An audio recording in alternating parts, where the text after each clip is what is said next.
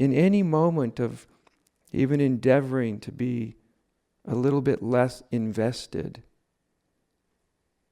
in the grand drama of our internal lives, and we just sort of leave it alone. But we don't really know at that moment is when we're not quite as compelled. We're very prone to a different way of experiencing life, of everything actually, a different way of experiencing things to come into being. Just like those moments would come into being when I was a kid, out of nowhere. Of course, I was a child. I wasn't as compelled by the whole thing, right?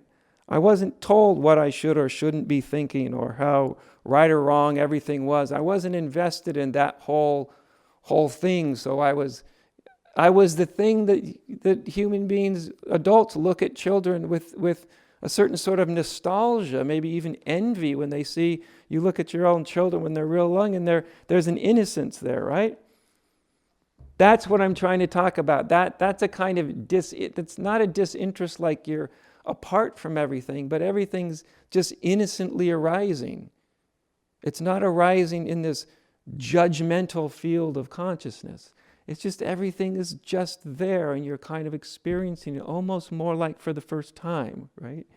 You're not interpreting it. You're not packaging it. It's more like a relationship where you actually don't know what anything is. And you don't know what you should or shouldn't be experiencing. That's the kind of, when the spirituals, for thousands of years, they've been suggesting teachings, orient yourself towards the unknown. And, the egoic mind turns that into a dramatic affair. Where's the unknown? Oh my God, it must be fantastic. Where is the unknown? And it's like, no, that's not. You're already turning the unknown into something into something fantastic, right? The unknown is just remind yourself that you don't actually know hardly anything. If you didn't have 1,000,001 beliefs to measure everything by, what would everything look like then? I don't really know.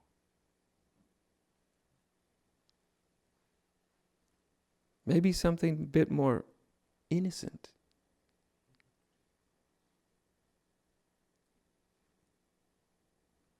That's what adults envy in children.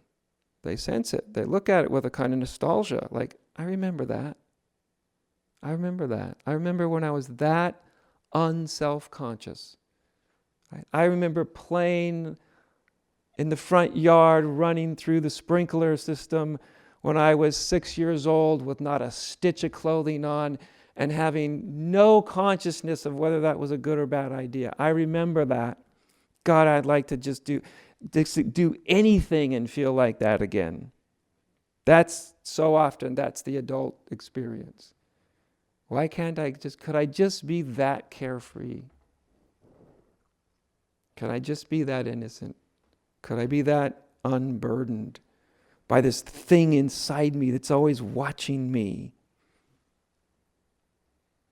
evaluating it all? Spiritual practices are actually means to put all that on hold, just as almost like a suggestion that says, just imagine for 30 minutes that you don't actually need to do any of that.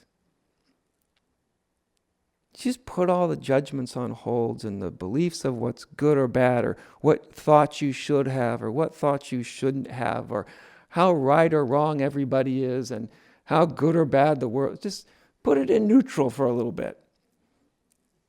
Maybe things will look a little different. Just put that big old cerebral cortex up there in neutral for a minute.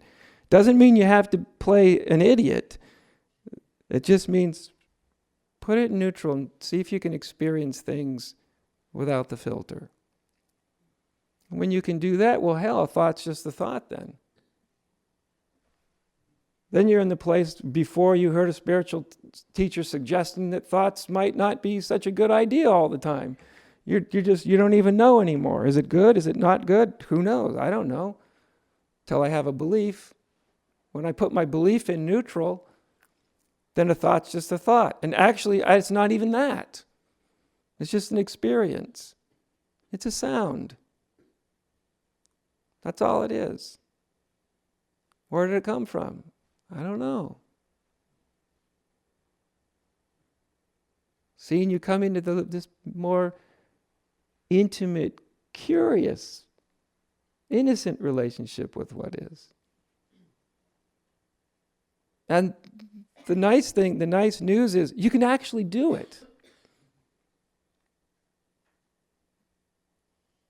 Because you've done it, and because it's still there, right under all the believing in all the labels of everything, you can't stop your mind from labeling. You can't stop that from happening. But what if it just labels? But my mind labels everything. Okay, just label it then. Just that though, nothing else. Oh, then it's just a label. Yeah.